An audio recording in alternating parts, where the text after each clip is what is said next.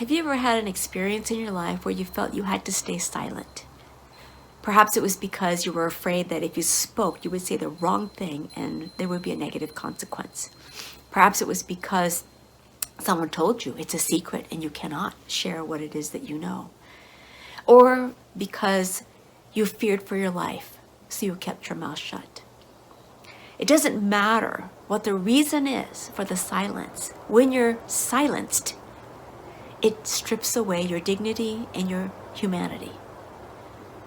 Hi, welcome to Front Porch Lawyer, where we explore the humanity of lawyering. I'm Francine Tone, your host. I bring up silence because in the last several days, we have seen the opposite. We have seen people standing up and gathering together to be heard, whether it's in posters, whether it's in Facebook posts, or out demonstrating out on the street. We've seen so many people go out there to be heard. It's important that everybody be heard. And as lawyers, we stood up and took an oath to be guardians of our Constitution.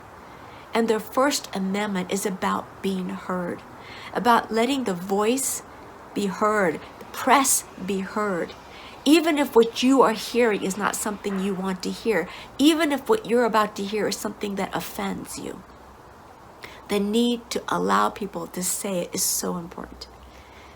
When I thought about how important it is to hear the voices today, it took me back to my childhood when my voice was silenced.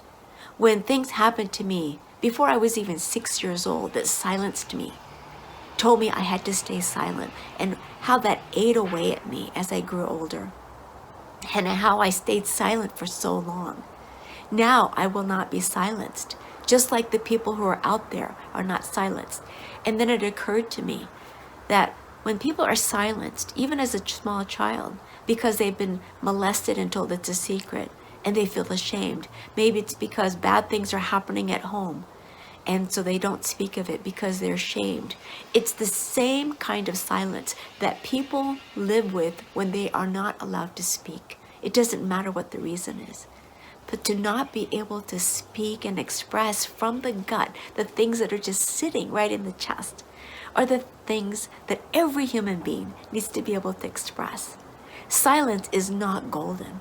Silence is crippling, and silence is where hate breeds. We want to make sure that everybody's voice is heard. And as lawyers, we need to guard that need to speak, guard that need to have the press say whatever it has to say. So I spent this weekend working on an article that I wrote, and it's been published in Thrive Global.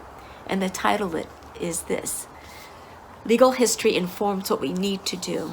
A peaceful revolution is how we do it. I have a link to the article below. I'm not going to read it here on video.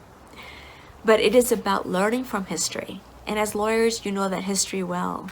Dred Scott, Plessy versus Ferguson, Brown versus Board of Education, and all of the turmoil that went in between. We already fought a war over this issue about race relations.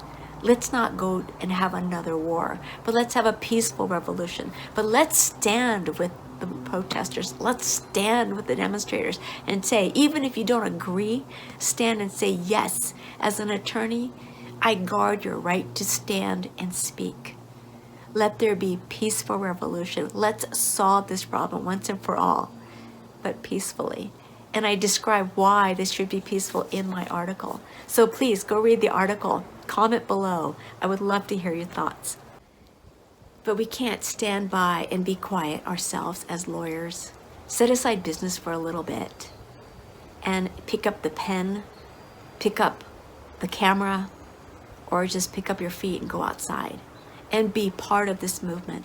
Because the only way change for humanity is going to happen is if we all get on board. So I hope you join me and that you help make this a peaceful revolution.